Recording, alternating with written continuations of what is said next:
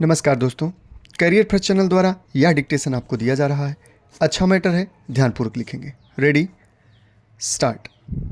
भारत में राष्ट्रपति शासन के दुरुपयोग को लेकर बहस हमेशा से रही है और जब किसी राज्य में ये कार्रवाई की जाती है तो बहस और तेज हो जाती है। पिछले दिनों अरुणाचल प्रदेश और उत्तराखंड के मामले ने इस बहस को एक बार फिर तेज कर दिया है। दोनों ही राज्यों में राष्ट्रपति शासन लागू करने का फैसला न्यायालय तक पहुंच चुका है और राष्ट्रपति शासन से संबंधित शायद ही कोई मामला हो जो कि न्यायालय में न गया हो। कई बार केंद्र सरकार के इन फैसलों के विरोध में भी न्यायालय ने फैसले दिए और तीखी टिप्पणियां की। बावजूद इसके सरकारें ऐसा करती हैं और संविधान के इस अधिकार के दुरुपयोग के आरोप भी लगते हैं। वैसे संविधान का यह अनुच्छेद बम्बई केस के बाद अस्पृश्य सा बन गया था। आपातकाल के कटु अनुभवों के बाद भी इस अनुच्छेद को समाप्त करने या इसे निष्क्रिय मान लेने की बात कभी नहीं सोची गई, लेकिन पिछले 20-25 वर्षों से इन्हें निष्प्रयोज्य सा मान लिया गया। दरअसल संविधान के ये अनुच्छेद संघीय व्यवस्था की रक्षा के अंतिम औजार हैं और उन्हें निष्क्रिय बनाने का अर्थ है संघीय व्यवस्था को संकट में डालना।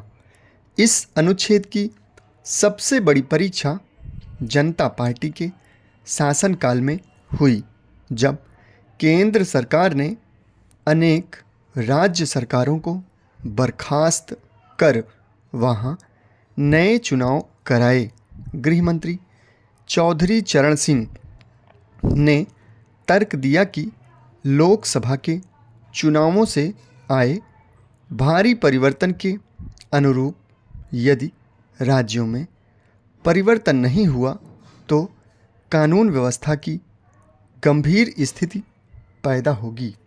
सुप्रीम कोर्ट ने राजस्थान केस में इस तर्क को स्वीकार किया और अनुच्छेद 356 के प्रयोग को सही करार दिया।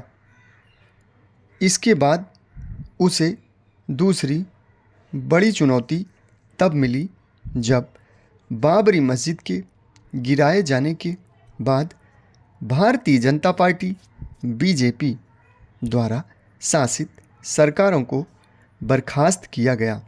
राष्ट्रपति के आदेश के अनुमोदन के लिए संसद में जो बहस हुई उसमें बीजेपी को छोड़कर सभी पार्टियों ने इस कार्रवाई का समर्थन किया, लेकिन बीजेपी शासित राज्य मध्य प्रदेश के हाई कोर्ट ने उसे संविधान विरुद्ध घोषित कर दिया।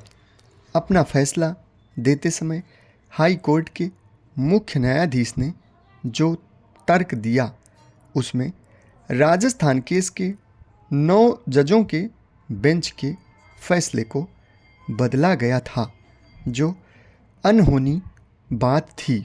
जहां राजस्थान केस के फैसले में कहा गया था कि राष्ट्रपति के आदेश को चुनौती नहीं दी जा सकती, वहीं हाई कोर्ट के फैसले में राष्ट्रपति के आदेश पर कई सवाल उठाए गए थे।